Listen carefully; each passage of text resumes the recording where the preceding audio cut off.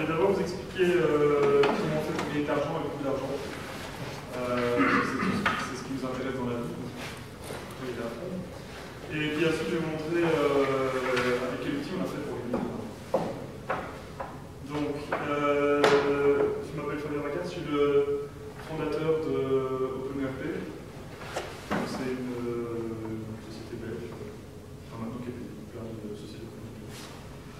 En quelques mots, donc notre métier c'est de faire des logiciels de gestion d'entreprise en open source, 100% open source, on ne fait que du logiciel.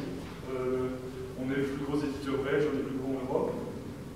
La gestion d'entreprise c'est tout, ça va des caissières qui ont des écrans point de vente à écran tactile, les commerciaux qui ont la gestion de la relation client, la gestion de projet dans les entreprises de services, la gestion des achats, la comptabilité finance, le service public, les hôpitaux, c'est vraiment très très large, on fait des OMG, des choses comme ça.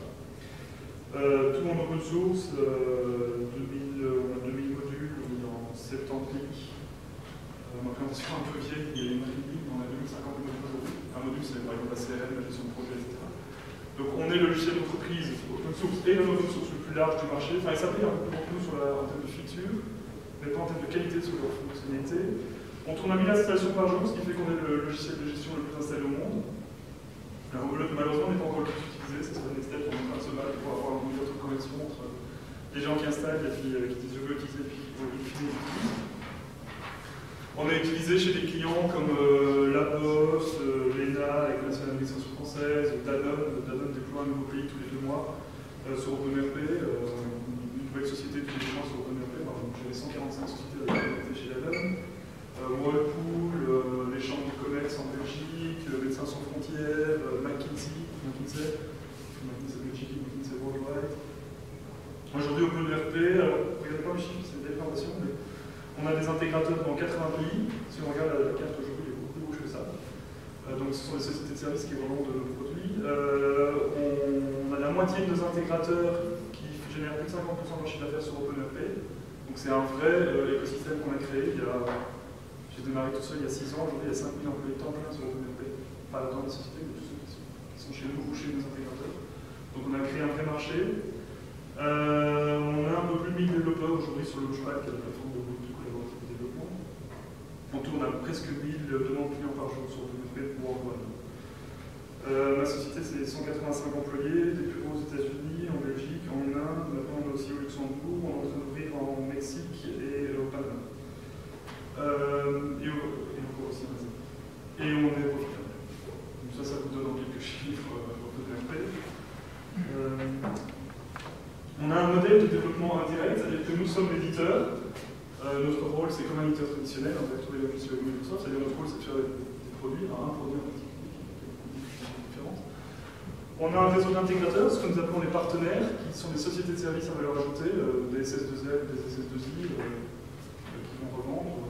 On travaille sur PricewaterhouseCoopers, des gros intégrateurs qui vendent des services sur OpenERP. Ou alors on a plein de petits intégrateurs, des indépendants.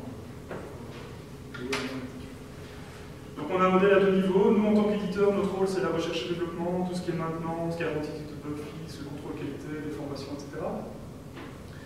On travaille avec des partenaires qui eux vont vendre aux clients, nous on ne vend pas aux clients directs. Ces partenaires vont vendre des services, puisque évidemment il n'y a pas trop de licence, parce que nous sommes dans les open source.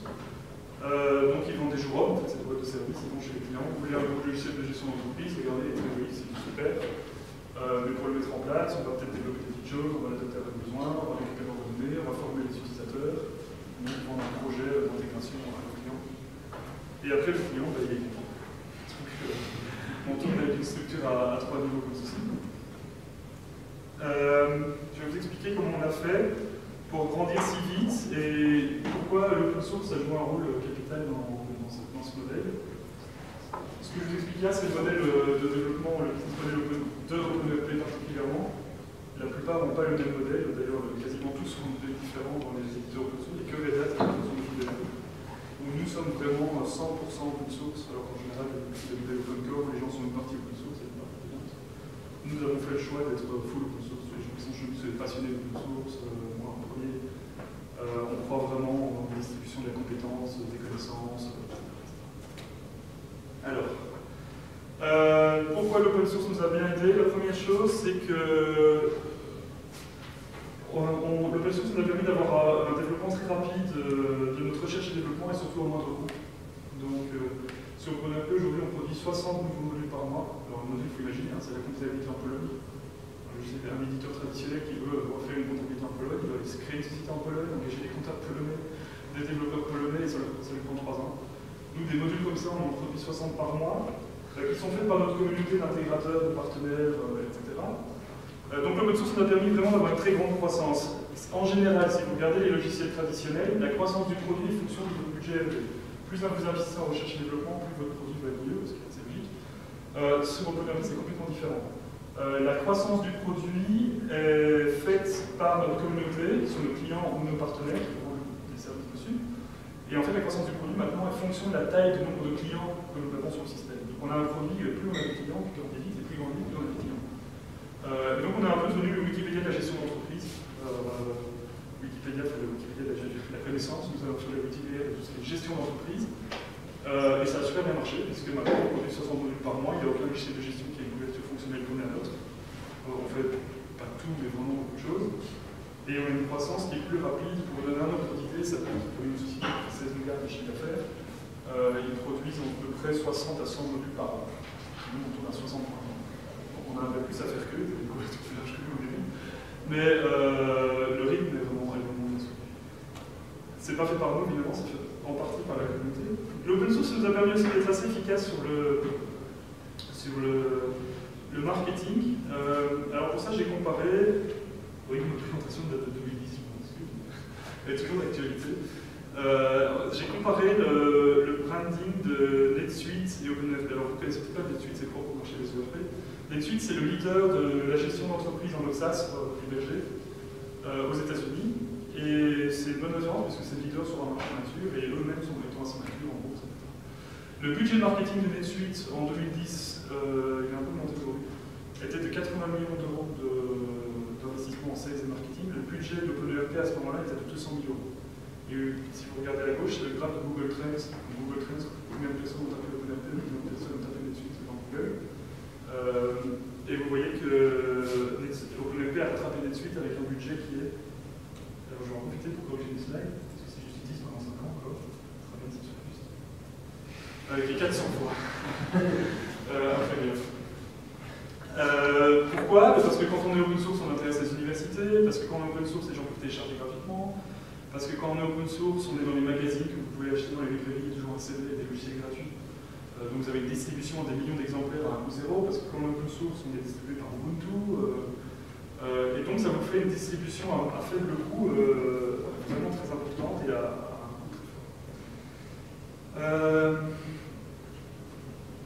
Oui, évidemment, on est open source, mais nos services ne sont pas gratuits, alors ça je veux parfois le dire, on est une boîte de services avant tout.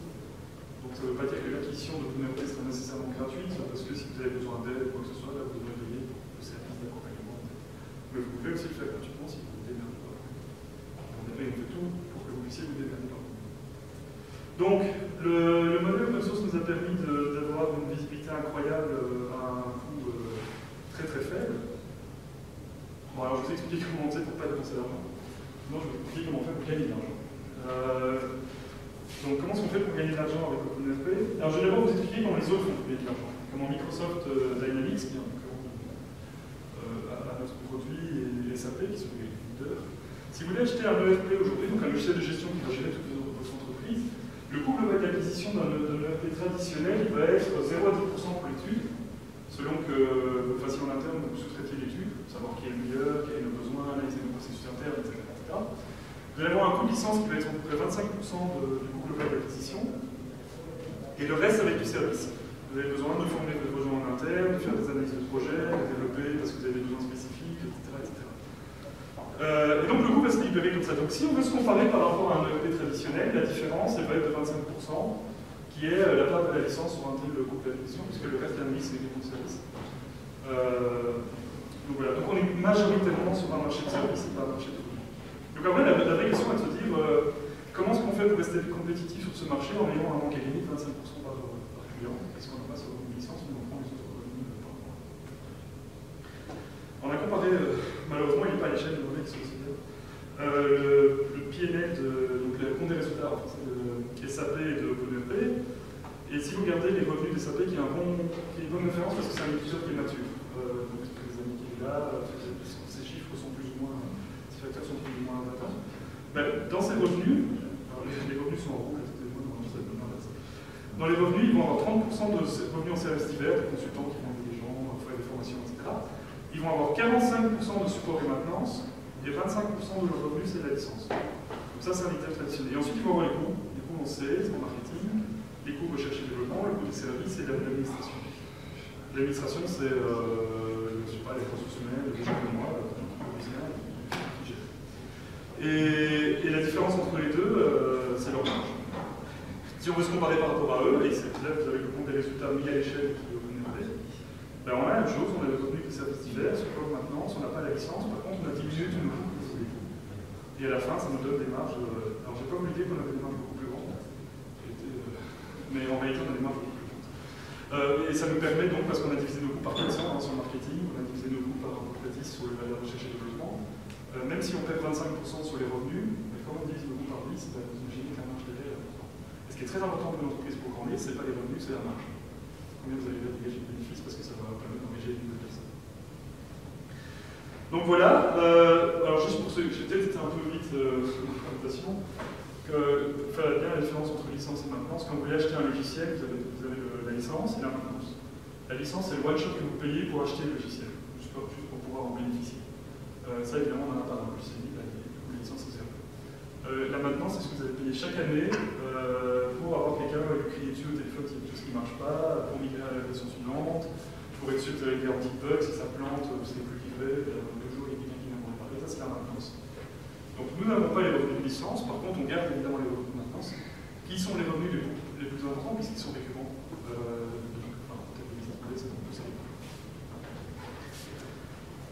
Donc voilà comment ça marche. On a un coût global d'acquisition qui est réduit de 25%, donc nos ventes sont réduites de 25% par rapport à un éditeur traditionnel. Mais on a divisé nos coûts des ventes par 400 pour le même effet, puisqu'on a vu par rapport à notre suite. On a une croissance du produit qui est sympa. Aujourd'hui, maintenant, je vous demande de le croire. Et on a aussi une distribution de la marque qui est vraiment très importante. On a ouvert chez OpenMP 80 pays en 2 ans. Je pense qu'une entreprise traditionnelle qui veut ouvrir des intégrateurs et des vendeurs dans 80 pays, ça lui prend 10 à 15 ans. Donc voilà, 25% de revenus en moins, mais des marges supérieures. Alors, juste pour donner un autre exemple, vous voyez, les sales sont un peu plus, maintenant on tourne à 140% de marge. 140% de marge, ça veut dire que l'entreprise fait x2,4 chaque année. Donc aujourd'hui, on est 150, si on arrive encore à faire 100% de marge en 2012, on sera 300 l'année prochaine. 180, 360 l'année prochaine.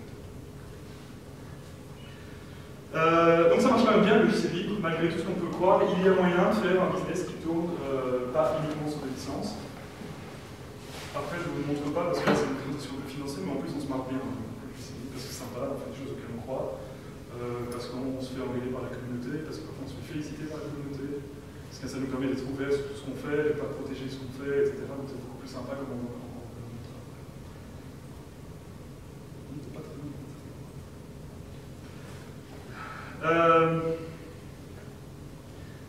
Oui, alors, ça marche, c'est le département marketing qui m'impose plein de logos. Donc on est utilisé chez Free en France, Freebox, Alice. On est utilisé par Veolia, tout ce qui est de déchets, Nouvelle Frontière, Singer, Danone, Atlascop, Cola, Médecins Sans Frontières. Alors je vous ai mis tous les gros pour vous impressionner, mais en fait on a plein de petits. D'une manière générale, on peut utiliser quand même une masse de petites entreprises. Il y a plein d'entreprises de 1 à 5 personnes qui utilisent. Si on va plus en détail, voici le graphe qui résume complètement tout OpenERP. Donc nous, on est là, OpenERP ça. Nous sommes l'éditeur. On travaille avec des partenaires qui sont des sociétés de services qui vont offrir notre logiciel chez des entreprises qui vont se faire payer pour faire tout le service qui va autour. Et ces sociétés de services vont vendre à des clients.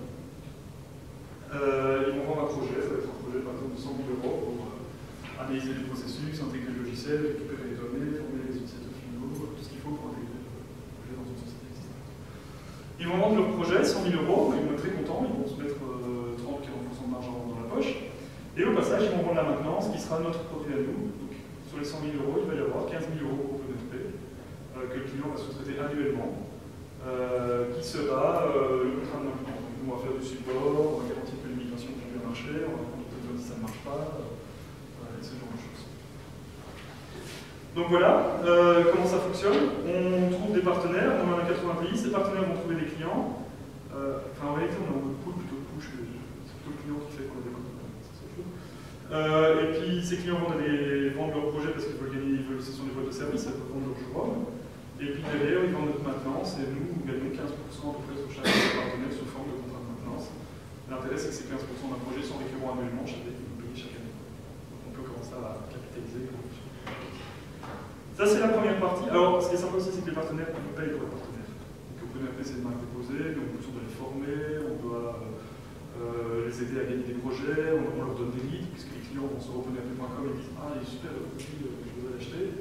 Nous, on reçoit les demandes, on les envoie vers nos partenaires. Ils nous payent pour tous les partenaires. Donc, on a aussi une source de revenus qui est ici. Qui n'est pas très important, enfin, ça fait quand même 2 millions d'euros, mais qui est moins important que le reste. Et ils nous payent aussi chaque année. Pour les partenaires, on a à peu près 600 sociétés qui sont partenaires de l'OpenRP, qui sont formées sur les formations officielles, qui ont tous nos services, des gens chez nous qui s'occupent pour les aider, et qui ont accès au support. Donc voilà, on trouve des partenaires. Ces partenaires, dans tous les pays, vont vendre à des entreprises. Ces entreprises, ils vont faire un projet, 100 jours hommes, donc ils vont développer pendant 100 jours, peut-être 60 jours de développement, 20 jours de gestion de projet et 20 jours de documentation. Et à la fin, ils vont nous contraindre de maintenance, donc à peu près 15%, ça revient pour nous. Le truc cool, c'est ça. Et c'est ça qui est différent des autres entreprises. C'est que tout ce qu'ils ont fait là, les 60 jours ou les 100 jours de développement, ils doivent le repousser dans la communauté. C'est le modèle open source, on leur dit on trouve tout gratuitement, mais tout ce que vous faites dessus, vous devez le mettre aussi sur la même licence. Donc une licence, pour ceux qui s'y connaissent, on utilise une licence assez virale qui est l'HPL. Donc toute personne qui a modifié le logiciel doit sortir tout ce qu'il a modifié, ou les modules qu'il a créés sur la même licence. Donc ces gens-là, ils vont, en fait, en faisant leur business d'aller vendre à des clients, ils vont produire énormément de nouvelles fonctionnalités pour le produit. Donc on a le produit qui va grandir super vite avec tout ce que font ces gens-là. Alors malheureusement, ce n'est pas des éditeurs, donc ce qu'ils font n'est pas toujours très clean. Donc après, notre boulot à nous, en tant qu'éditeur, on a des équipes de R&D qui sont des cerveaux, qui sont super bons en développement, etc. C'est à gauche, ils reçoivent des bouts de code dans la communauté, c'est les 60 modules dont je vous ai parlé qui sont créés par moi. Et à droite, on en fait un vrai produit. Donc on fait du contrôle qualité, on fait de l'organisation communautaire, on fait du marketing, on fait du nettoyage du code, on fait du redéveloppement de code surtout aussi beaucoup, etc., etc. Donc ça c'est notre métier, on prend tout ce qui a été fait par eux et on fait quelque chose de qualité derrière. Donc ça c'est le coût, c'est ce que c'est le département engagé, c'est ce qu'on fait, c'est nos dépenses. Après on a une deuxième offre qui est ici, qui est OpenRP Online, où là on va vendre en ligne le fait que vous puissiez utiliser en ligne OpenRP à 39 € par utilisateur et par mois. Alors ça c'est un tout autre marché, ça n'a rien à voir avec le premier marché. Le premier marché dont je vous ai parlé, c'est un marché de services qui sont pour des entreprises de moyenne ou grande taille, qui commencent à 20 utilisateurs, donc c'est des projets à 50 000 € jusqu'à 2 millions €. Et ici, ça va être des toutes petites entreprises de 3 à 5 utilisateurs. Elles pourraient télécharger OpenRP et l'utiliser elles-mêmes, mais elles n'ont pas envie de s'emmerder, parce qu'elles n'ont pas envie d'installer un serveur, elles n'ont pas envie de se former en achetant des livres. Elles préfèrent s'inscrire en ligne, utiliser en ligne, et puis ils ont le hosting, le backup, le support, tout est compris dedans, et elles vont payer 39 € par utilisateur et par mois. Donc on va avoir des revenus moyens sur ces clients-là de 120 € par mois et par utilisateur. Par contre, on vise la masse. Donc on gagne aussi de l'argent ici pour notre service d'hébergement, support, migration, évolution, qui est aussi de la maintenance, qui sont s'occupe de la migration, de la correction de bugs et du support sur ces bugs. Donc c'est le même type d'activité pour nous, enfin en partie, que vous avez. Donc ça c'est cool parce qu'on rentre en faire la même chose. Donc on vend ici, payez-nous, comme ça vous pouvez vendre des services sur OpenRP, on va vous aider à vendre des services. Ensuite, allez vendre vos clients, puis payez-nous parce qu'on a besoin d'un contrat de maintenance à chaque fois que vous vendez un client. Et puis tout ce que vous avez fait pour ce client-là, ça remonte ici, et puis on le revend à la masse pour toutes les entreprises ici. Donc ça c'est le business model OpenRP. C'est assez sympa, ça me fait bien.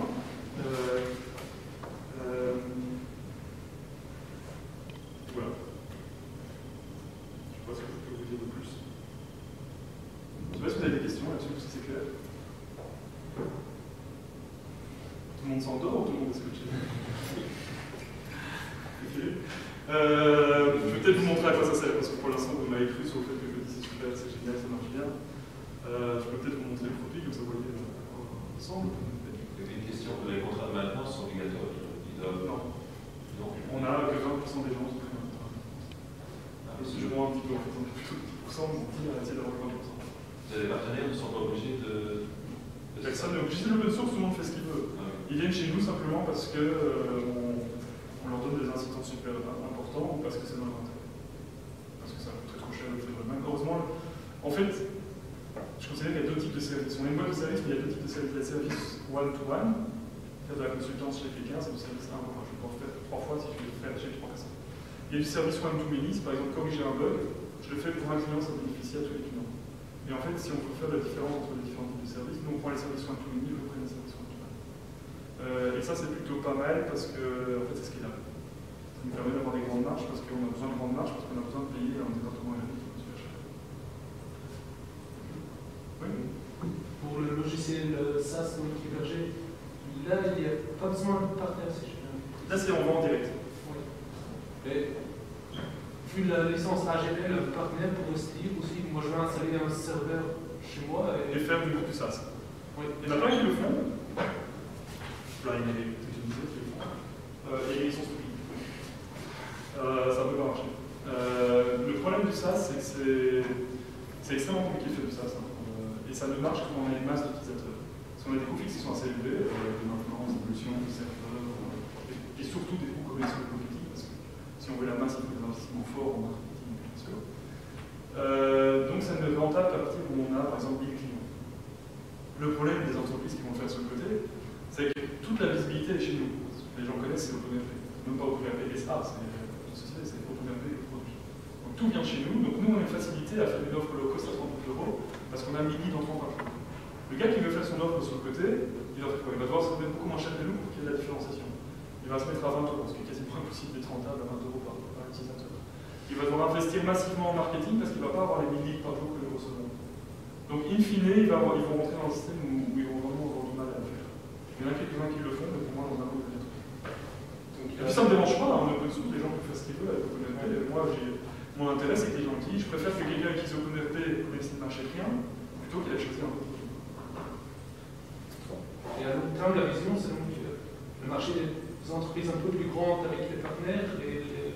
Non, la vision, c'est de garder les deux, ce qui est un peu incroyable. On est le seul au monde à dire on va vendre le même logiciel à McKinsey qu'à mon papa, qui est indépendant. C'est complètement fou parce que McKinsey, ils ont besoin de plein de features, ils ont besoin d'un truc, et mon papa, il a besoin de quelque chose qui est super simple. Parce qu'il n'a pas le temps, il a besoin de 3 boutons, pas plus, sinon il ne comprend pas. Et donc tout le monde croit que, c'est vrai aujourd'hui, on a des logiciels pour les gros, on a des logiciels pour les mid-size, on a des logiciels pour les petites entreprises. Le challenge et la force d'OpenRP, et c'est un peu le moteur de l'entreprise, c'est de dire on va prendre les ERP qui étaient réservés aux grandes entreprises, qui étaient super cool parce qu'ils automatisaient toute l'entreprise, c'était super puissant, ça avait beaucoup de valeur, mais qui étaient des usines à gaz et qui étaient super compliquées et qui coûtaient très cher, et on va rendre ça accessible aux toutes petites entreprises. Et ça, on a réussi. Après, il y a plein de choses, je peux vous expliquer pourquoi, mais c'est vraiment compliqué, ça nous a pris quelques années. Et en fait, ça bénéficie aux deux marchés. C'est-à-dire, si on regarde aujourd'hui qu'est-ce qu'elles veulent les grandes entreprises, elles veulent être flexibles, simples, et avoir des interfaces light, super belles, de belles interfaces, elles veulent même des applications iPad. Donc les grandes entreprises veulent ce que les petites entreprises ont, et si on demande aux petites entreprises aujourd'hui ce qu'elles veulent, de 15-20 personnes, elles ont du stock de la fabrication en Europe de l'Est, elles ont un petit département de développement en Inde. Si on demande aux petites entreprises aujourd'hui ce qu'elles veulent des fonctionnalités qui deviennent aussi compliquées que ce que les grosses entreprises ont. Et d'avoir réussi à prendre les deux bouts, c'est-à-dire à faire un logiciel qui est à la fois simple et complet, ça nous positionne sur le marché complètement différent de tous les autres produits. Donc ça marche très bien en fait. Et on veut garder ce double modèle. Aujourd'hui, OpenRP il a vraiment toutes les fonctionnalités, on peut le vendre à 2 millions d'euros aujourd'hui. Le dernier que j'ai fait c'était 1,6 million, enfin. Et on va vendre la même chose gratuitement à l'euro qui est 100 €. Beaucoup moins de services, parce qu'on vend comme service. Donc ça marche. Ce qui marche bien aujourd'hui, c'est que tous les mid-size et les grands. Notre challenge, c'est de redescendre dans la taille des On a encore beaucoup de petits qui n'arrivent pas à rentrer dans OpenRP, c'est encore trop compliqué. Ça fait 1 an et demi qu'on travaille sur l'ergonomie, on espère en ergonomie, on fait du testing, on analyse comment les gens réagissent, tout ça marcher. Ce qui n'est pas simple, on parle de prendre un ERP qui fait tout et puis de prendre super simple, c'est pas simple. Donc aujourd'hui, le challenge est plutôt à redescendre vers les petites, mais on y arrive.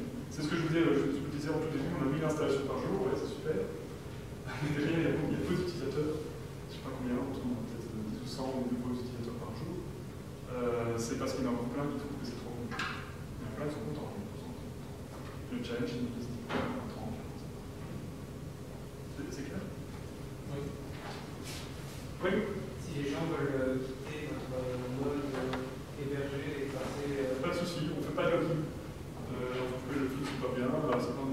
clients. Si les gens viennent chez nous, c'est pas parce qu'on les a bloqués, c'est pas parce qu'ils sont obligés, c'est pas parce qu'ils doivent payer une licence. Si les gens viennent chez nous, c'est parce qu'ils ont fait tout service. Donc, et en plus, ça reste comme ça. C'est notre différenciation. Donc, on les permet de passer de l'un à l'autre. Ils peuvent télécharger leur base de données et puis le contrôle center. Et c'est les mêmes logiciels exactement que j'utilise en téléchargement ou en ligne, c'est exactement le même version que logiciel.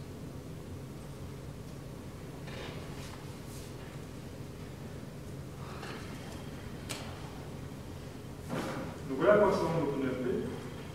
Donc là, j'ai installé une base de données où il n'y a rien. Donc c'est comme si vous vous inscriviez aujourd'hui. Et donc le premier écran qui vous demande, il vous demande qu'est-ce que vous voulez faire. Vous voulez faire de la gestion de la relation client, des points de vente, de la gestion du projet, gérer vos employés, les ressources humaines, la compta finance, de la fabrication, de la gestion d'entrepôt, des achats, toutes les listes. Alors, il y a 2000 modules. Hein. Ici, on propose que le plus sympa. Mais ça peut être beaucoup plus large. Ça peut être je veux gérer un hôpital, je fais des actifs, les évaluations périodiques, etc. Prenons par exemple la gestion des ressources, de la relation client. Je clique et puis il va m'installer un module. Donc la force de OpenERP, c'est que c'est super modulaire. C'est aussi ce qui fait la différence entre une petite et une grande boîte. Une petite, on va installer que 4 ou 5 modules. Et la grande société va avoir 30. Ça va être le même module derrière si tu veux utiliser par les. Donc là, j'installe et à chaud, il va m'installer ma gestion de la relation client. Donc la gestion de la relation client, c'est suivre les appels des prospects, les appels téléphoniques, etc.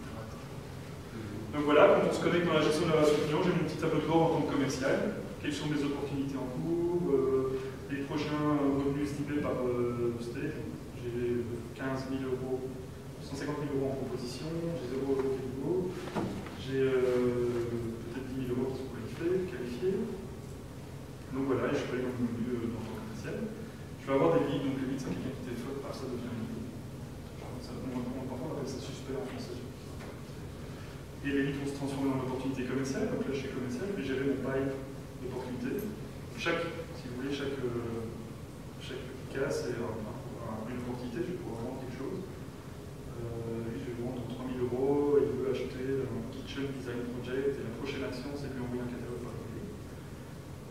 Et dessus, je vais pouvoir faire mes actions. Je vais le mettre en proposition, je vais lui faire une offre, je vais lui mettre un peu de couleur, je vais planifier un meeting avec cette bonne femme, hop, 3 jours. Donc là, je vais pouvoir gérer mes activités commerciales, faire le suivi des clients, suivre mon flux, j'ai mon carnet d'adresse avec tous mes clients. Alors cette version-là, elle n'est pas sexy. Si vous prenez un truc, il y a des petites photos, c'est intégré LinkedIn, c'est beaucoup plus sympa. Je vais pouvoir gérer mon calendrier des rendez-vous avec toutes les différentes personnes de l'entreprise. Tout est en full Ajax, ça n'a pas de changement de page, c'est comme Facebook ou beaucoup de gens. Je peux suivre mes appels téléphoniques, soit faire des campagnes de folie, soit se loguer quelqu'un qui m'appelle. J'ai des reporting aussi, est-ce que les performances des commerciaux aussi, commercial, etc. Là, j'ai juste installé une CRM, une petite gestion de la relation client, et je vais pouvoir installer plein de modules en fonction des besoins. Peut-être après, je vais rajouter la gestion des devis et de la facturation. Donc, en je vais pouvoir faire mes devis et mes factures. Après, j'ai géré ma gestion de projet, donc quand j'ai vendu quelque chose, je vais pouvoir le tester. J'ai géré les tâches, etc. Je peux tout mettre sous forme de graphe, de calendrier, donc voilà mes opportunités, si je veux mon graphe des opportunités, si je veux les éditer. De liste, je peux faire une liste. Je vais gagner. Je peux facilement rechercher. Je filtre. C'est assez classique, hein, sauf que c'est les données élémentaires quand le logiciel juste. Il y a de l'autocomplétion partout.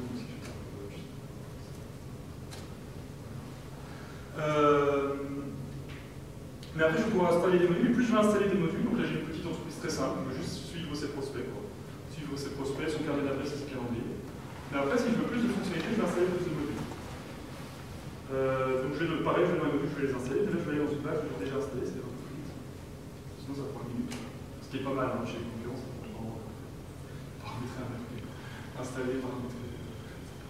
Donc voilà, là j'ai installé un peu plus de fonctionnalités. Je vais avoir la gestion des ventes, avec encore mes lignes, mes opportunités. Mais maintenant, j'ai rajouté mes bons de commande, mes contrats. Voilà, j'ai signé un contrat pendant un an, il faut facturer tous les mois, une facture automatique. Il a acheté 20 heures de support, au bout de 20 heures, il faut lui faire une relance, ce genre de choses. Mon carnet d'adresse, mes rendez-vous, le call. J'ai installé ma gestion d'entrepôt. Je réceptionne des produits, je livre des produits, je fais de la traçabilité, je fais des barcodes. Je peux mettre ma gestion de projet avec des tâches. Je J'ai mon Kanban de tâches, ouais, j'ai ceci en design, en développement, en testing, en déploiement. Alors il y a une petite icône cassette parce que j'ai pas la fonction internet. J'ai joué sur mes tâches. C'est là avec les to pool. Même je peux rentrer dedans, on va faire plus d'infos. Tac. On lit les tâches avec des Google Docs, avec des trucs de pad pour faire des spécifications. Après, c'est bien ça plus de je vais avoir tout ce qui est comptabilité finance. Bon, j'ai pas mis la comptabilité finance, j'ai juste fait la facturation. Mais on va tout faire, les interfaces bancaires, donc on remplace Isabelle. On va faire les déclarations TVA, les intracom, les intrastats, comptabilité. On le fait dans 30 pays, je crois, les fiscales. Tout est complètement intégré, donc si je veux faire un bon de commande, ça va me générer ma facture va me générer les écritures comptables. Les écritures comptables vont faire que je fais des relances à mes clients. Quand mon client a payé, ça va réconcilier avec ma facture. Je vais avoir ma gestion des ressources humaines avec mes employés, donc j'ai mon carnet d'adresse de mes employés. Je vais voir s'ils sont malades, je peux gérer les recrutements avec le pack de recrutement. Première interview, deuxième interview, contrat proposé, contrat signé, là je mets un doctorat, les personnes qui sont avec tout ça, vous pouvez l'interfacer avec vos emails, il y a un email entrant, ça crée automatiquement un ticket, donc les gens écrivent à jobs@tom.com, paf, ça apparaît là-dedans. J'ai mon reporting, combien de personnes viennent de master, j'ai le CV attaché, j'ai la gestion documentaire, je peux faire des recherches dans les documents, l'indexation à Google, je peux faire des timesheets, je peux faire des présences et des pointeuses que les grands points de vente, si vous avez un magasin, vous pouvez vendre des pizzas, des billets. Ceci, oui, je sais pas si vous avez là, vous faites le ticket, et puis on peut par cash. Donc vous l'installez, 39 € plus tard, vous avez un point de vente, ça marche sur des tablettes, c'est pour mode connecté ou mode déconnecté. Écran tactile, j'ai jeté un animal, et vous pouvez faire votre magasin, 39 € par mois à connecter. Ça marche même en mode déconnecté, donc je peux couper la connexion au serveur, OpenRP, et la continuer à travailler. C'est single page JavaScript ou en mémoire, avec PostgreSQL. Ce qui est pas mal pour un client web. Je suis dans un browser. Donc voilà, vous allez avoir, je sais pas, des points de vente, des outils marketing. Alors, je n'ai pas tout installé, hein, mais ça vous donne une idée un peu de ce que va pouvoir faire OpenRP. Et dedans, vous allez avoir, si par exemple je prends des bons de commande, des tâches, et ça part un peu plus. Donc vous avez le Kanban, hein, je gère mon pipe de développement. Je peux voir mes tâches sous forme de liste. Je peux peut-être dire, je peux les grouper par utilisateur. Là, qui est chargé à qui a quoi à faire. Je pourrais demander, je sais pas, une tâche sous forme de Gantt, ça se fait beaucoup, planifier des projets en Gantt. Je vais monter drag and drop, voilà, vous avez un peu plus que prévu, là. Je pourrais voir ma charge de travail par personne sous forme de graphe. Finalement, je ne le fais pas par personne, je le fais par date de début. Voilà, ça va bien, on vient de stage, c'est ce qu'on a dans le développement, design, déploiement, testing. Donc vous allez vraiment pouvoir jouer avec toutes vos données d'entreprise et tout va rouler, hein. Les tâches vont se créer automatiquement sur les commandes, vous allez pouvoir facturer par rapport au temps que vous restez sur les tâches. Si vous n'aimez pas ça, vous pouvez même aller changer le workflow. Donc, un workflow, c'est ceci. Quand je fais un devis, je vais avoir toute une série d'étapes. Je vais le confirmer, je vais envoyer ma facture, je vais imprimer, je vais envoyer mon devis à mon client, etc. Mais vous allez pouvoir complètement customiser OpenRP par rapport à vos besoins. Donc, je vais vous montrer. Par exemple, sur les achats, je n'ai pas installé vos achats. Bon, imaginez que vous voulez gérer vos achats dans OpenRP. Est-ce qu'ils sont là? Installer le module de gestion des achats. Donc, il va migrer ma base de données en temps réel, il va rajouter la fonctionnalité de gestion des achats, qui va automatiquement être intégrée avec le reste. La comptabilité, la gestion des réceptions des produits que j'ai achetés, le contrôle des factures qui arrivent des fournisseurs. Ça prend un peu de temps parce qu'il migre à chaud. Ça va me prendre 30 secondes. Et après, je vais pouvoir changer mes flux. Je vais vous montrer comment un flux d'achat, parce que d'une entreprise à l'autre, c'est toujours différent, comment vous allez pouvoir l'adapter par rapport à vos besoins et commencer à automatiser chaque opération de flux d'achat. Donc, un flux d'achat, ça commence comme ceci. Vous avez ce qu'on appelle une demande de prix chez un fournisseur. Donc, souvent, c'est même généré par un fournisseur pays. C'est ce que vous avez besoin en fonction de ce que vous avez vendu. Il va lui-même dire qu'il faut acheter vite ceci parce qu'on a un jour, vous allez voir un peu.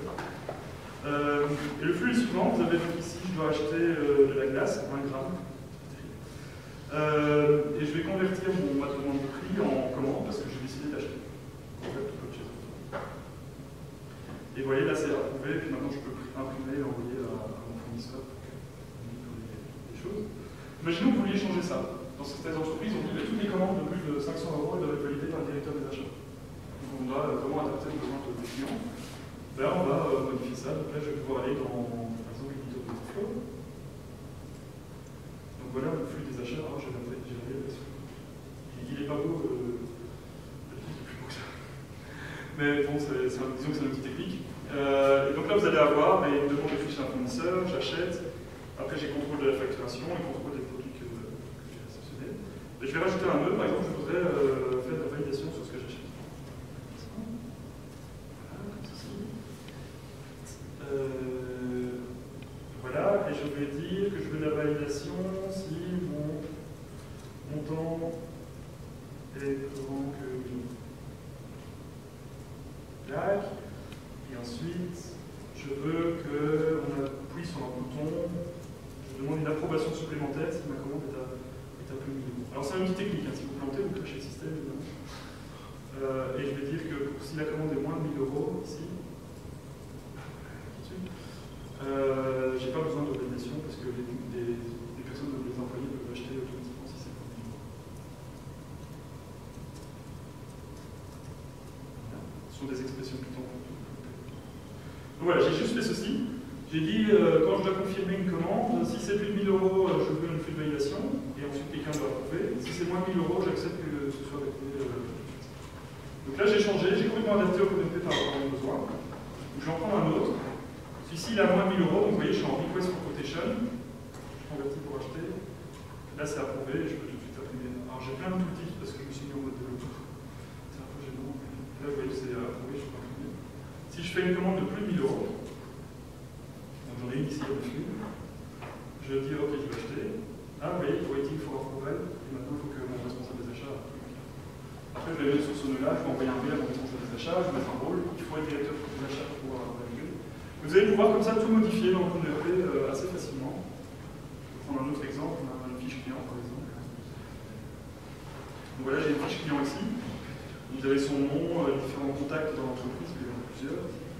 Si vous voulez changer ça, hop, on y va. C'est ceci, je vais modifier.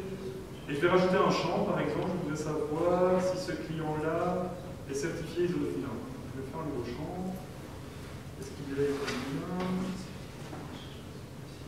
ISO 9001, c'est un champ, je ne sais pas, quand il est certifié ISO 9001. Alors, je pourrais mettre plein d'options. Ce champ n'est que pour les directeurs financiers, je fais une recherche sur ce champ, il est traductible, il a plusieurs langues, on supporte plein de langues, plein de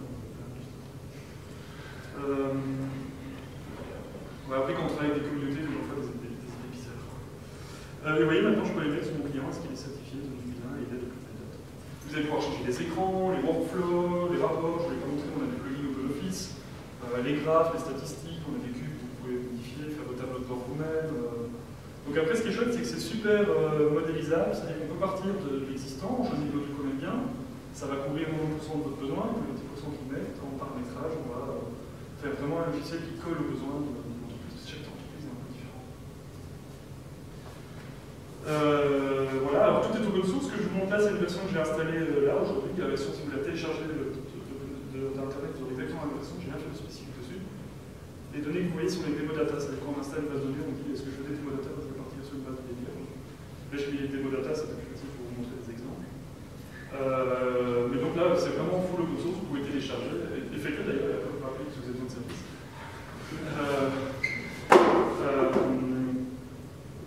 Voilà, j'espère vous avoir montré assez rapidement la couverture de l'OpenAPI. Alors c'est très large, on peut en parler pendant des mois. Et même des gens qui sont même des consultants fonctionnels qui connaissent la gestion d'entreprise, qui sont depuis 2 ans chez nous, me disent qu'ils apprennent toutes les 2 semaines pour des nouveautés sur des modes de gestion, sur c'est vraiment très très large. Ce que je peux peut-être terminer, c'est qu'on recrute plein de gens. Donc s'il y a des gens qui sont en recherche, vous pouvez me demander à moi ou jobs@autonomy.com. Moi c'est Fabien Bancaire, ça m'FP, là tout le monde.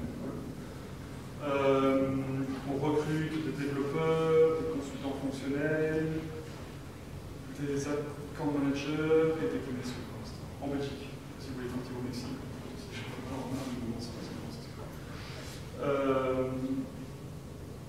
Voilà, je ne sais pas s'il y a des questions par rapport à ça.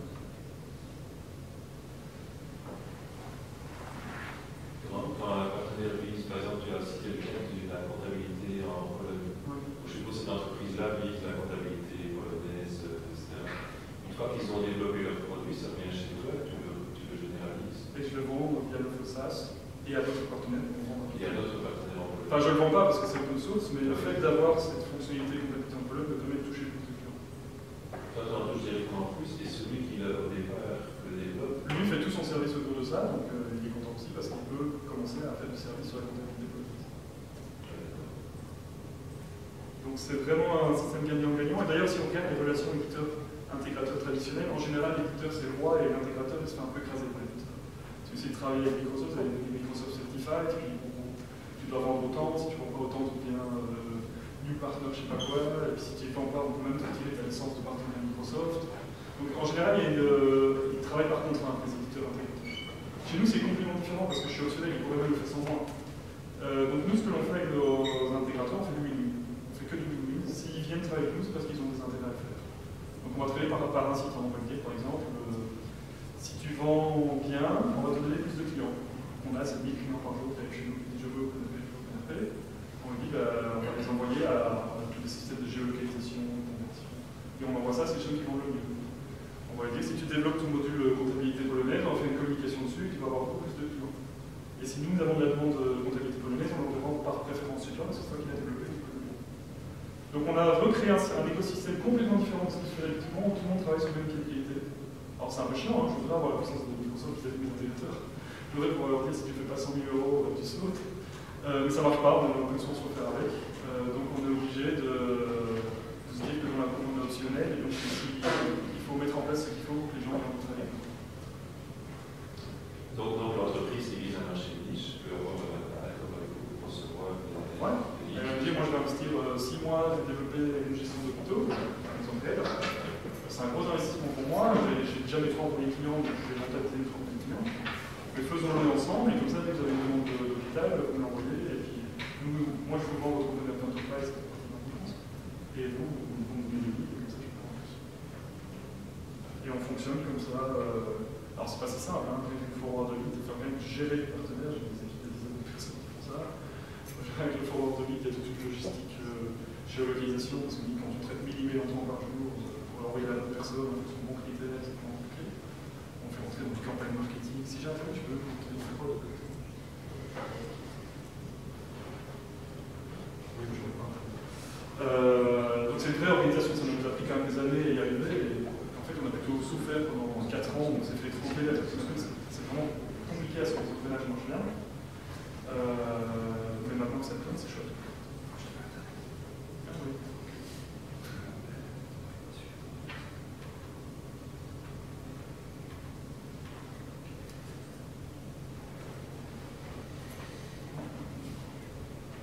Donc j'ai des équipes qui recrutent des partenaires, j'ai des équipes qui gèrent les partenaires, j'ai des managers qui font forward de mon client, j'ai des équipes qui forment les partenaires, j'ai des équipes qui font support aux partenaires. Ça demande vraiment quand même beaucoup d'investissement pour que eux soient contents de nous et ont envie de travailler avec nous.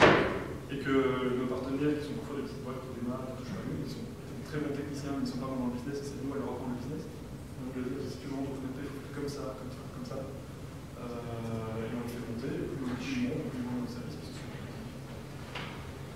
Mais c'est vraiment pas. Ça se fait vraiment parce qu'on fait du win-win.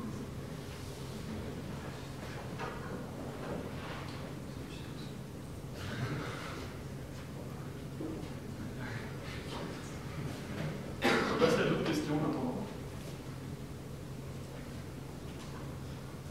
Je ne sais pas si ça vous parle déjà ce que je dis ou si ça paraît trop compliqué. Merci, c'est pas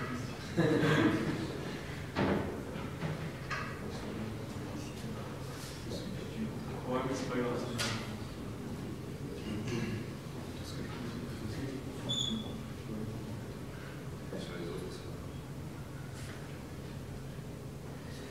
Une autre identification.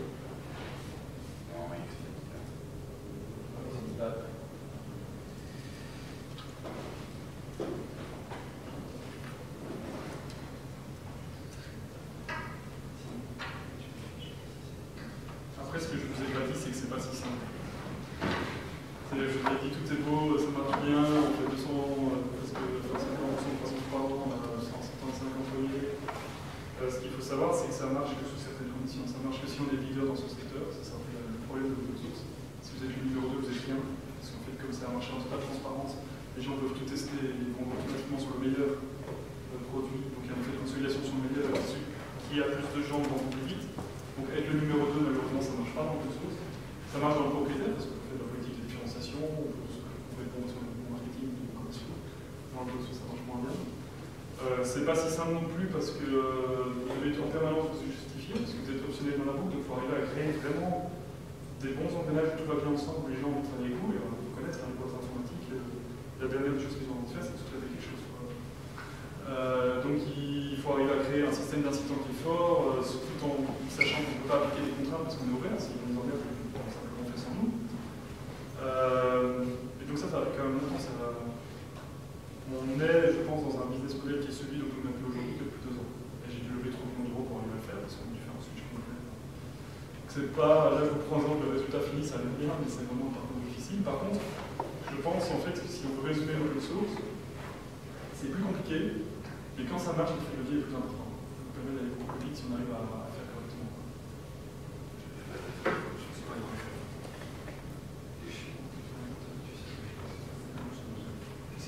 Est-ce qu'il y a d'autres questions? Je laisse la place à vous.